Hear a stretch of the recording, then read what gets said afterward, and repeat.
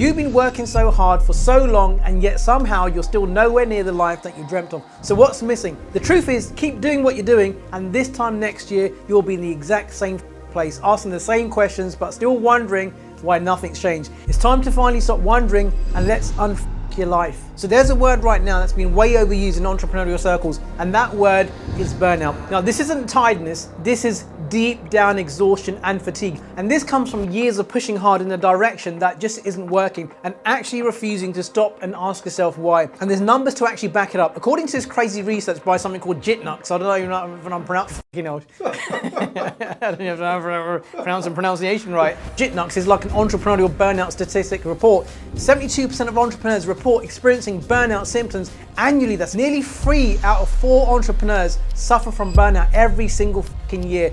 3 out of 4, that's insane, right? This is the crazy pressure of running a business, carrying crazy responsibilities, financial risk, chasing a dream, all at once. And here's what makes those numbers so important. Burnout doesn't just make you feel awful, it destroys your business, it fucks up your decision making, it fucks up your creativity, it fucks up your standards, it fucks up the very things that your business depends on you for. That business owner who's running on an empty tank isn't just suffering on a personal basis, they make worse decisions, attracting worse results and building a pile of a business when they know they're capable of doing way much more. That's what burnout actually costs. So it's not just your well-being, your business, your finance, your income, your future. And these 8 steps are how you stop it and everything that it's been destroying. I'm Mindy, founder and CEO of Mind, Money and Business, and that's my training company where I've helped business owners add an extra $100 million of revenue to their businesses across over 87 different industries and globally. I want to tell you as it is, I want to be real with you. I don't want to sugarcoat anything. This video isn't about motivation, it's not about positivity or potential or possibility. This video is about the real no BS work that actually changes a business and actually changes lives. And it's the work that most business owners avoid. It's the work that I've seen change mediocre business owners and turning them into rainmakers. So let's get into the 8 steps that you can take right now to start unfucking your life. Step number 1, before you do anything else, the number 1 thing you need to do is fix your broken relationship with money. It's more broken than you actually think. Now, before you can actually fix your relationship with money, you need to understand where it actually came from. Now, your money situation wasn't a belief that you actually decided to start believing. Your relationship with money has been going on for generations. Now, you might be 30 years old, you might be 50, but what if I told you that your relationship started to form around money from the age of like 3 months? I want you to think about what sort of environment did you grow up in? What sort of experiences did you have around money? Maybe you wanted to get that new bike and your mum, your dad, your guardian said, well, where's the money going to come from? You wanted to go on a holiday, you wanted a certain thing in your life. Where's the money going to come from? Money doesn't grow on trees. What did you carry on hearing about money over and over again? And eventually it went straight into your subconscious mind. Now, you might say to yourself, on the surface level, I really feel that I've got a good relationship with money. Well, you know what? Bullshit, because go check out your bank balance. That will tell you exactly what your relationship with money's around. So what's one of the first memories that you can actually recall that you heard about money? I remember for myself, when I wanted a certain thing when I was a kid, my dad said, you know what, we're not made of money. I'm like, every time I'd start hearing we're not made of money. So I would stop even asking because I just had the assumption that we're not made of money. And that affected me for like years to come. I didn't even realize that my money situation, my money relationship was controlling me. I was like working hard in my business, trying to make ends meet. And behind the scenes was that unconscious money identity that was running my business.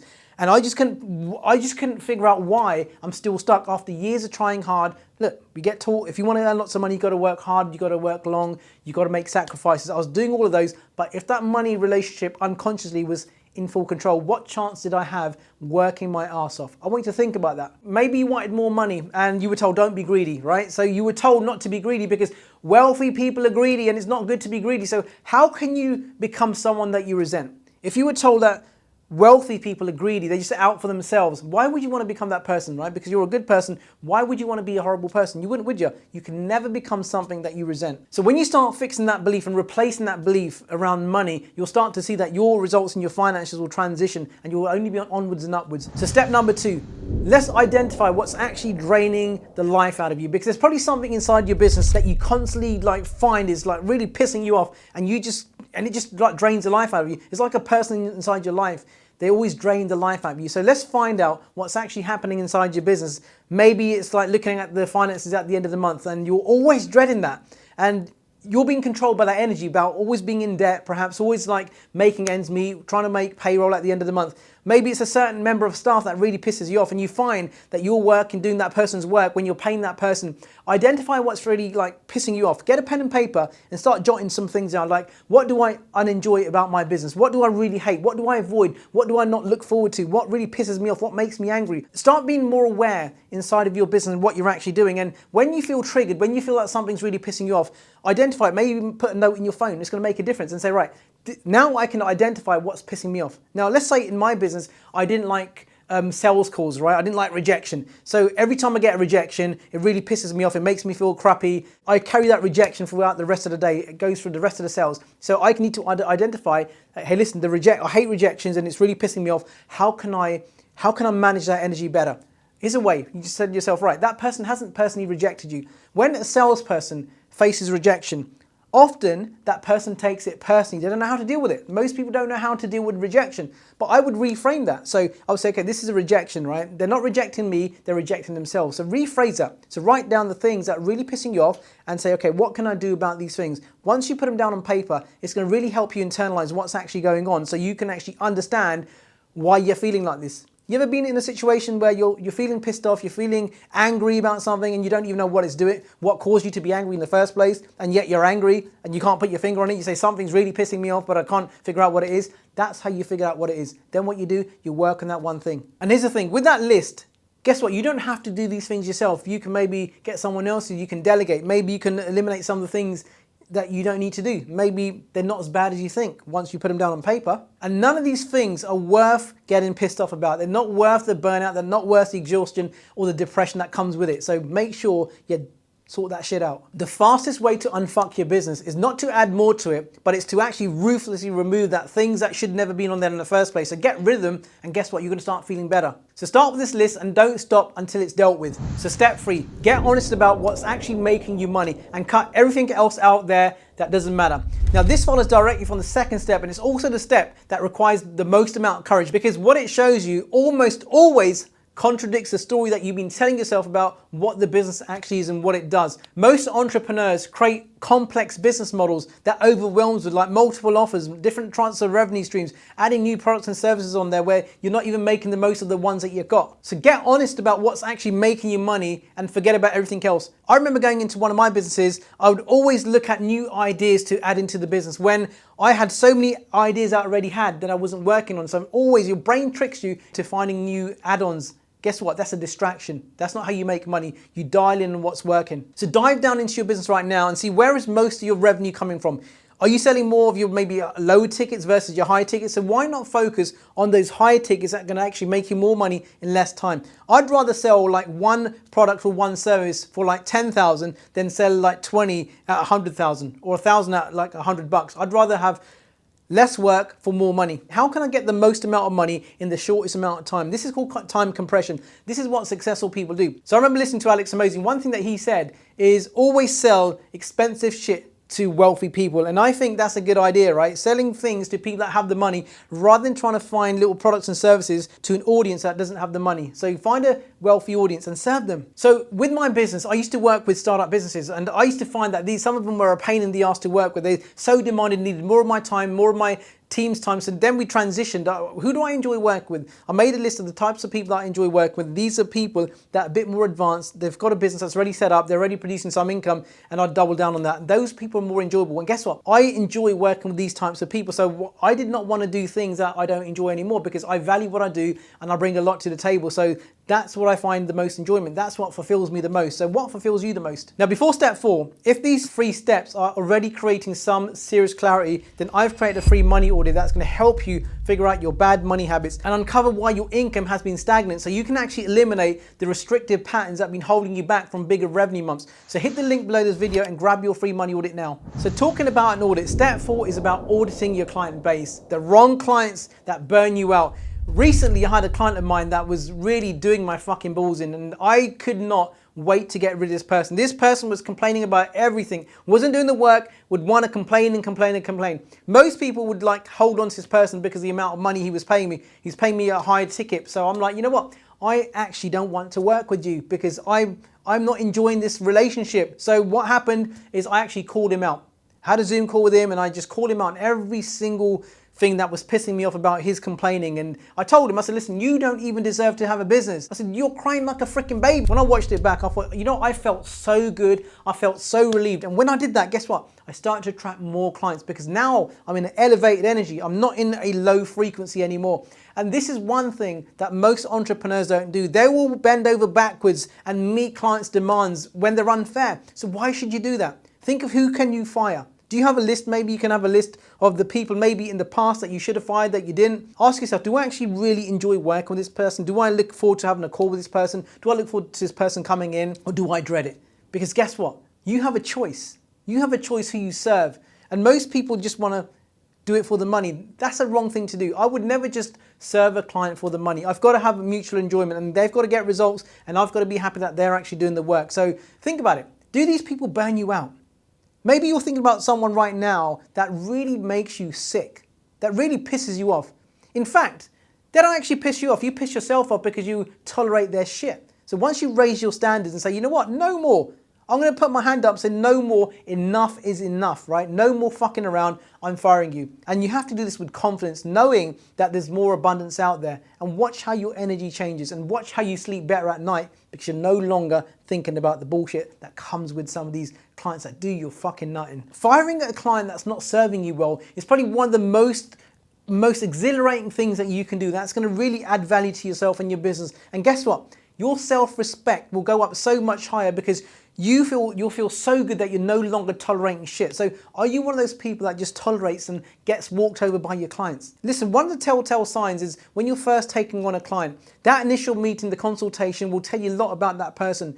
Do they talk about other people they work with, slagging them off? Maybe they talk about their negative experiences. They're always really negative and stuff, right? So would you want to bring somebody like that into your energy? Someone who's always complaining. There's a difference, right? You see that person that you work with that's really enjoyable to have actually a conversation with. You've come off the call or the meeting, you feel really like uplifted versus those ones that you feel really down, depressed, and it just sucks the energy out of you. Come on, value yourself, value your business. Don't just do it for the money, do it for satisfaction. So audit your client base. Know your ideal client, charge accordingly, and accept nothing less, period. Step number 5, fix your fucking pricing and stop undercharging. It's exhausting you. This one connects directly to burnout. So don't undercharge. Why do you want to undercharge? Now here's the thing, when you undercharge, it affects you in many different areas. It affects your cash flow, your profitability. And if you're undercharging, how can you stay afloat inside your business? I've seen business owners that have not had a price increase for like 5 years because they're so afraid that the clients might leave them. And yet on the other hand, their cash flow is being affected. There's less profitability. They can't meet their payroll. They don't have enough money for themselves at the end of the month. And it's a constant cycle. They can't do things with their family. Can you see how many different areas that undercharging actually affects you in? Now, inside your business, like I just covered, it's going to affect your cash flow, paying your bills, paying yourself, investing back into your business, hiring, recruiting new staff, maybe doing some marketing, having budgets to do expansion, right? And also, how does undercharging affect you in your family life, right? Guess what? You're gonna have less money to do things with your family. You're not gonna be able to go on consistent holidays. You're not gonna be able to buy the things that you want for your loved ones because you're constantly worried about the lack of money. You look into your account, oh, fear kicks in and you get onto a low vibration. Guess what? That all comes from fear. So you need to start to charge what you're truly worth. There's so many good people out there that are charging way below what they should be earning. And this isn't an economy thing. A lot of people say, well, the economy's not paying. No, it's not the economy. There's people spending money inside your industry every single day, paying probably 2 to 3 times more than what you're charging. But it's your own inner insecurity that's actually causing you to undercharge. You undervalue yourself. So don't allow yourself to undercharge anymore. So you want to charge a price. Think about all the benefits that your prospect, that your client's going to get from working with you.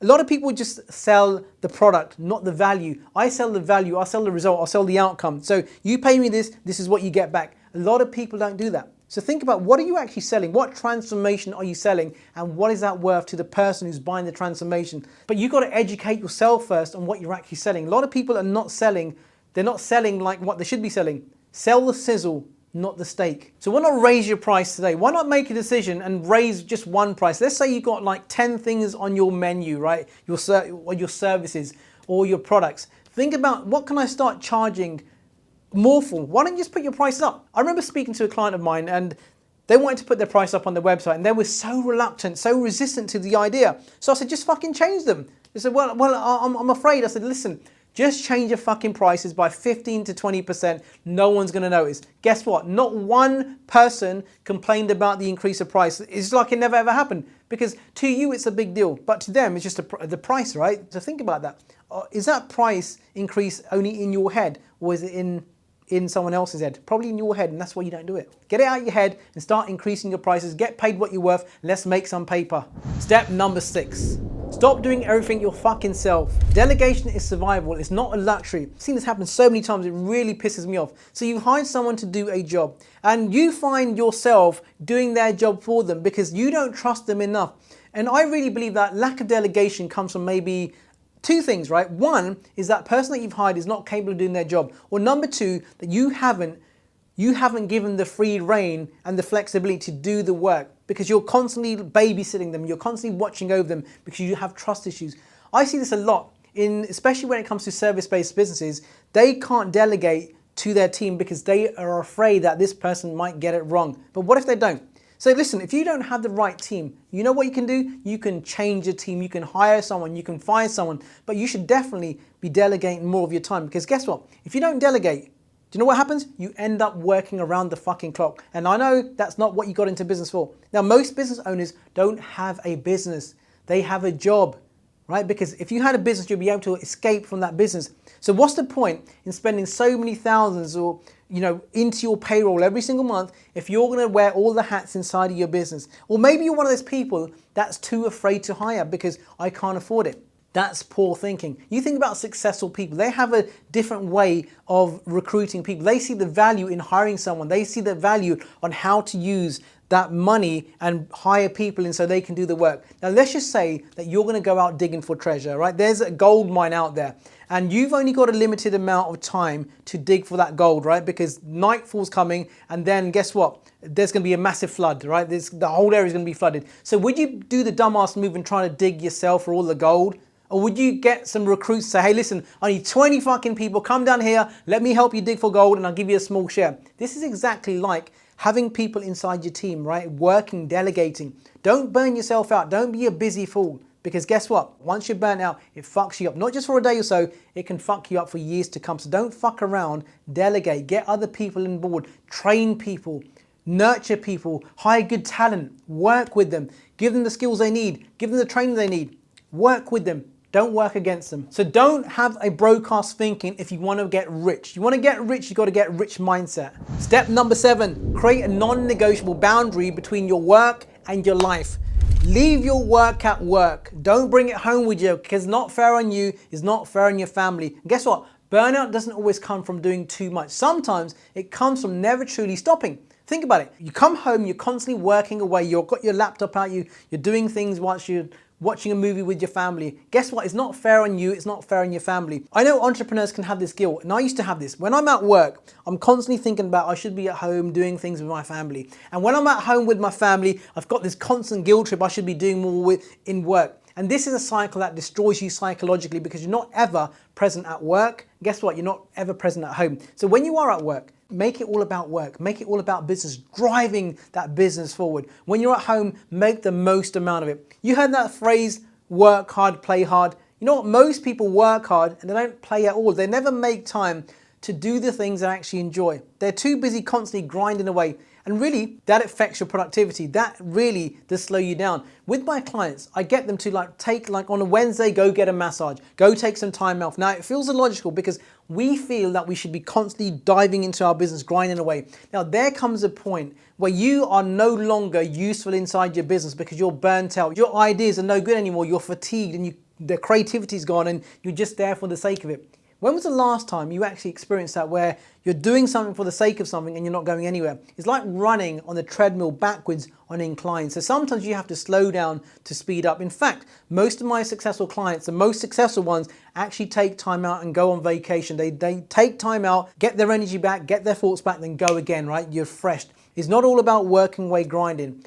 I once said that some of the most wealthiest people in the world don't even work. Now, I'm working way less now than when I was earning $2,500 a month. I was earning $2,500 to $3,500 a month and I was working 100-hour work weeks. Now I earn multiple 6 figures every single month and I might work 10, maybe 15 hours max a week. And most of that time is me recording a video like this one here, right? So listen, you don't have to work long and hard. You don't have to burn out.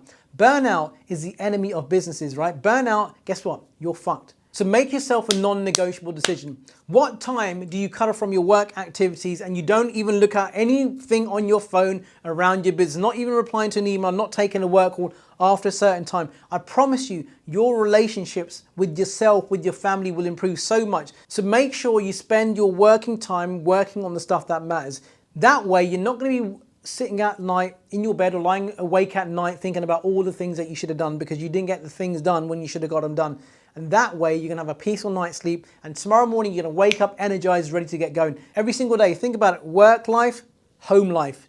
Separate the two, don't mix them up. Step number 8, build systems so you run the business and the business doesn't run you. How can some business owners go on multiple holidays every single year with their kids, with their family? They're always traveling and they've got a business, and you wonder, well, when did they actually work on their business? You know why that is? Why they have the lifestyle, why they have the time and money freedom? You know, people want time and money freedom is because they have systems. They have people in there doing the work. They have automated certain parts of their business. Like, there is so much you can do now where you don't have to physically schedule things. Let's talk about social media. Just imagine that you're a social media manager running loads of different accounts. Now, you're not going to sit there every single day writing a post, posting it, writing a post, posting it 30 days a year or 30 days a week. You would schedule that shit. You'd batch record things and you would schedule that. Like now, I would look at scheduling some videos together, like a batch of videos. That's what I'm doing right now. So I'm not going to sit there every single day doing one video Monday, Tuesday, Wednesday, Thursday, because I don't want to come into the studio every single week. I might want to take 3 days off. So that means I need to like batch stuff up. So we will record like 4 or 5 videos at once. So they're there. So my team would go edit that. So now I've got no more involvement in that section of the video, right? Because I recorded it, I presented, I've done my part, now I hand it off to somebody else. So what can you hand off to other people inside your organization? What can you actually automate? Now there's a big thing about AI now. There's AI everywhere, right? So maybe you can use some form of AI inside of your business. But think about it. Maybe you can hire someone on, I'll give you a perfect example. One of my clients said, listen, I need to hire a project manager, but I'm not sure that I can afford it right now. So I broke it down. I said, okay, cool. So your project manager, how much would this person earn? They said 60 grand a year. Okay, cool. How many hours would you need from this project manager? Probably about 20 hours a week. I said, so you don't need a full-time person, right? So now you're not gonna pay 60, you're gonna pay less. So I said, how can you get someone as a subcontractor that can come in like 10 hours a week, do the thing, it's going to help your cash flow. Oh, I never thought of that. See, some of the best ideas we never think of because we make such a big deal of delegation. We make such a big deal about systems, processes. It's really simple. Get good people inside your team that can automate things for you. And guess what? Automation does is actually brings you back time. It buys you back time because time is the one thing that you can't replace. So how many hours inside your business are you doing maybe every day, every week, every month that you don't really need to be there? This stuff could be automated. So what systems can you implement inside your business right now? Think about that. So systems are what separates a real business from a job, because if you're not systemizing things, guess what? You're running a job, not a business. Right now you might be in a job. So how can you transition from being there all the time to being there like half the time so you can have time and money freedom and actually earn more money in the process? No brainer. So let me give you a little tip on how you can actually find out what you should be automating. So write down a list of things that you do consistently over and over again that eats your time, that's not potentially a good use of your time. I just gave you an example of someone who's doing social media. So what is that version for you? What do you do over and over again that you don't really need to, you can batch things up? Have you ever seen like someone who's into nutrition, someone's a bodybuilder, someone who's like taking care of their health? Have you noticed that they don't cook meals every single day? They batch cook meals, they batch prep. So how can you prep things inside your business where you're not constantly having that repetition, having to do this over and over again every single day? You've probably got something right now that you're about to work on, whether it's writing copy, whether you record video ads, batch cook things, right? Not necessarily food, but batch cook things inside your business so you can actually create more time, so you can have more leverage inside your business and grow faster. Because every system that you build is one less thing that requires you being there, and one step closer to a business that actually thrives instead of a business that's constantly relying on you being present. So let's just recap those 8 steps and bring it into a full circle. The thing that most people get wrong about burnout is they think it's personal, and it's not. It's a business problem. And this is one of the most expensive problems your business has. And the reason it keeps on happening is because of the way your business is built right now and the way you've been operating inside it. The 8 steps are how you change both. They were: number one, fix your relationship with money and everything else will change. Number two, identifying what's draining you and eliminate it right now. Number three, get honest about what's actually making you money and fuck off everything else that isn't. And number four, make sure you audit your client base and get rid of those ones that you don't enjoy working with you and the ones that drain your fucking life. Number five, fix your pricing, because undercharging is a way to a broken business and bankruptcy. Number six, stop doing everything your fucking self. Remember, delegation is not a luxury, it's a necessity. And number seven, create a non-negotiable boundary between work life and business life. And finally, step number fucking eight, build systems so your business can run without you, so you're not a busy fool running around like a headless fucking chicken. 8 steps. Your business is capable of doing so much more than it's currently producing right now, and so are you. If you actually want to implement the steps, the 8 steps that we just spoken about inside your business, but you'll keep on saying, I'll do it later, I'll start doing them when the time is right. Guess what? The time is never gonna be right, and that's called procrastination. And guess what? It's already costing you so much. So this next video shows you exactly why this is happening and how to get rid of it so you can actually execute the decisions that you've just made. So click on the video right here, and I'll see you there.